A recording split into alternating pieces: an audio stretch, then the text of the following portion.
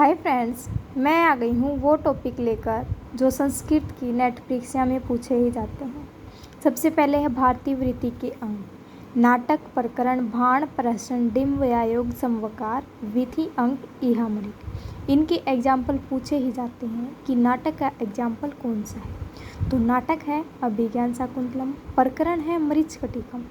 ये लगभग हर परीक्षा में आया है। 80% परीक्षा में ये पूछा जाता है कि प्रकरण का उदाहरण कौन है, मरीचकटिकम। प्रकरण में 10 अंक होते हैं। उसके बाद है बाण, इसमें बुद्धिमान और विट होता है। धूर्त नायक, लीला मधुक्रम इसका उदाहरण है। प्रश्न का है धूर्तचरितम। डिम, त्रिपुरदा, व्यायोग का सौगंधिका हरणम, समवकार का समुद्र मंथन, विधि का मालविका। इसी प्रकार से अपना दूसरा टॉपिक है वैदिक छंद। वैदिक छंद है 7 वैदिक छंद माने गए हैं। वैदिक छंद माने गए हैं 7। गा, उ, ए, वरी, पंत्रिज। ये ट्रिक है जो मैंने पहले भी करवाई है। गा से गायत्री, उसनिक, अनुष्टुप, वृहति, पंक्ति, त्रिष्टुप, जगति। इस प्रकार सिर्फ गायत्री का याद रखेंगे। इसमें वर्णों की संख्या होती है 24। त्रिपाद युक्त छंद है, एक पाद में 8, 8 तिया 24। इस तरीके से याद रहेगा। उसके बाद सब में 4-4 ऐड करते चलेंगे। और सबसे वेदों में प्रयुक्त सबसे अधिक छंद कौन सा है? त्रिष्टुप। उसके बाद है गायत्री और उसके बाद है जगति। उसके बाद अपना अगला टॉपिक है रस का।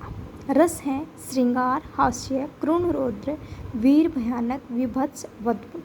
देखो भर्तमुनि ने बताए हैं 8 रस। मम्मट ने बताए हैं 9। शांत रस को भी उन्होंने ऐड किया है। और विश्वनाथ ने फिर बता दिए 10।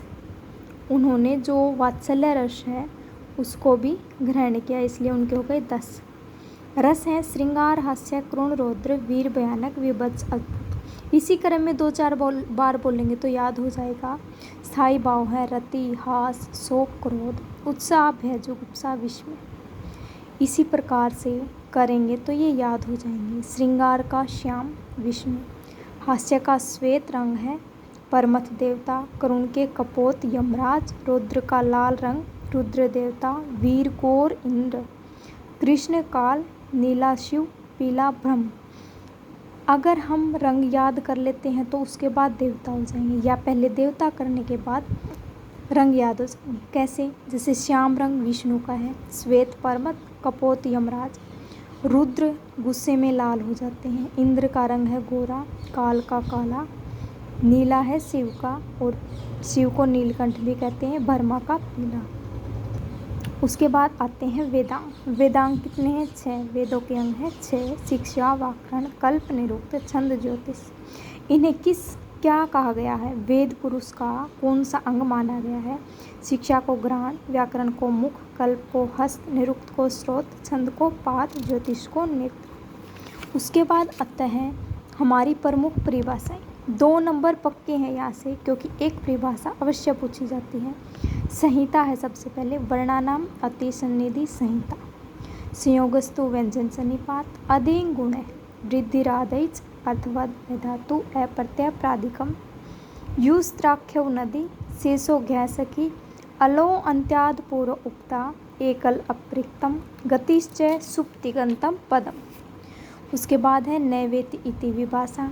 अचो अंत्यादि टी इदुदेत द्विवचनम प्रगृह्य। इसमें द्वितीय वचन का प्रयोग होता है, ये याद रखना। कत कतुतु निष्ठा, और ये भूतकाल में प्रयुक्त होते हैं, कत और कतुत। उसके बाद है भारोपीय भाषा परिवार को 2 भागों में बांटा जाता है, स्तंभ वर्ग और केंटुम वर्ग। स्तंभ वर्ग की कौन सी भाषाएं और केंटुम वर्ग की कौन सी? कई बार अलग छाटना भी आ जाता है कि स्तंभ वर्ग की कौन सी भाषा नहीं है, इसलिए इनको याद रखेंगे। स्तंभ वर्ग की हैं भारत ईरानी शाखा, बाल्टिक, स्लाविक, आर्मेनी, अल्बानी।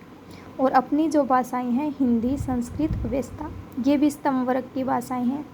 उसके बाद है केंटुम वर्ग। केंटुम वर्ग में आती हैं लेटिन, ग्रीक, जर्मनी, केल्टिक, अंग्रेजी, तोखारी। और कई बार रूसी भाषा देकर पूछा जाता है कि रूसी भाषा केंटुम वर्ग की है या नहीं। 4 ऑप्शन दे देंगे, उसमें पूछेंगे कौन सी भाषा केंटुम वर्ग की नहीं है, तो रूसी भाषा नहीं है। ये भी मोस्ट आने वाला क्वेश्चन है। धन्यवाद।